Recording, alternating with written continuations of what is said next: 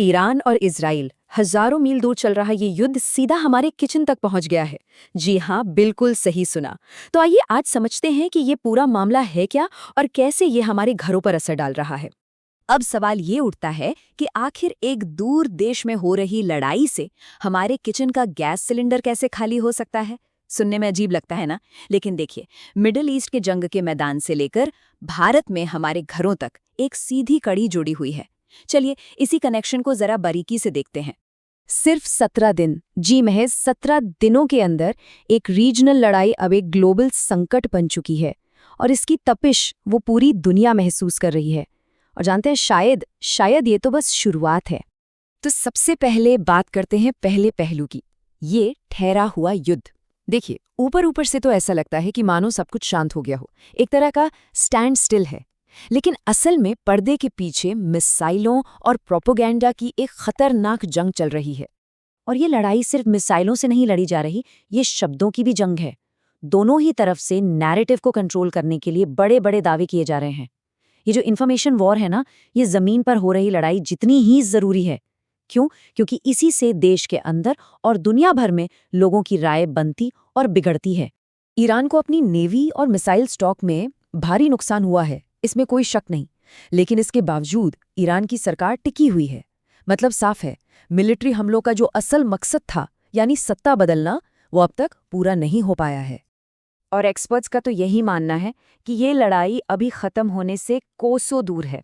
जैसा कि एक एनालिसिस कहता है, ईरान के पास अब भी पासा पलटने की पूरी ताकत है।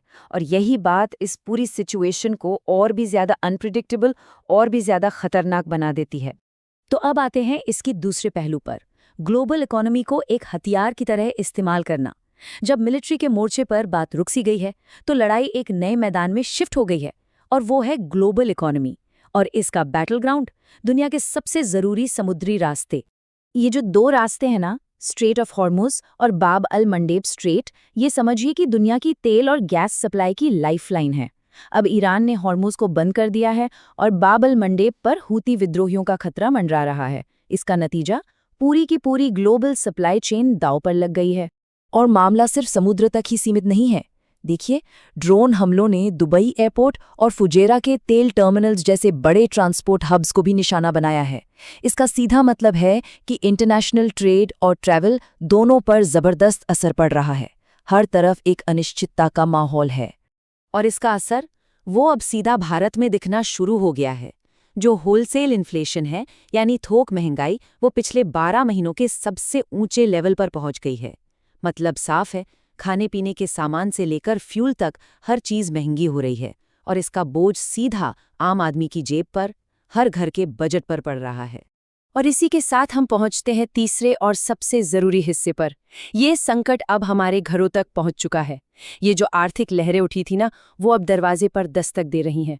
और इसने पूरे भारत में, खासकर हमारे किचन में, एक बहुत बड़ा संकट खड़ा कर दिया है। 950 रुपये, ये है एक एलपीजी गैस सिलेंडर की ऑफिशियल कीमत जो सरकार ने तय की है। अब कई परिवारों के लिए तो ये रकम भी अपने आप में एक बड़ा खर्च है।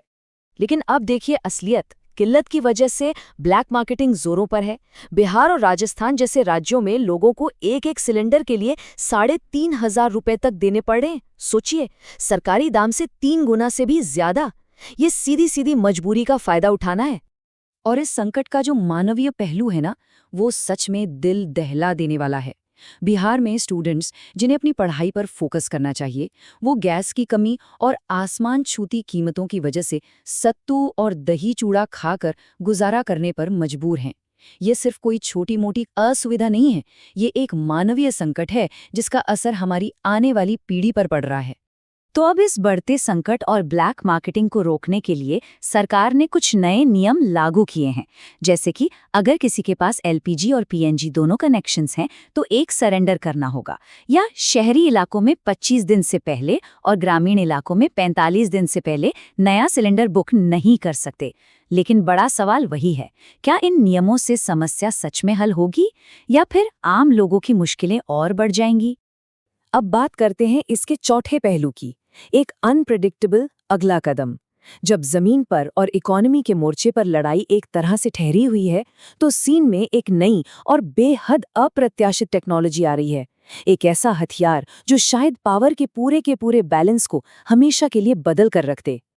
और इसका नाम है डॉजिंग मिसाइल। ये ईरान की एक एकदम नई बैलिस्टिक मिसाइल है और इसकी खासियत ये है कि इसे आज के एयर डिफेंस सिस्टम रोक नहीं सकते। जी हाँ, ये एक ऐसा गेम चेंजर है जिसने इजराइल और अमेरिका दोनों की नींदें उड़ा दी हैं। तो क्या है जो इस मिसाइल को इतना ज्यादा खतरनाक बनाता है? पहली बात, ये आयरन डोम, पैट्रियट और थार्ड जैसे दुनिया के सबसे एडवांस डिफेंस सिस्टम को भी चकमा दे सकती है। दूसरी, ये हवा में अपनी दिशा बदल सकती है, मतलब हवा में नाचते हुए अपने टारगेट तक पहुंच सकती है, जिससे इसे रोकना लगभग नामुमकिन है।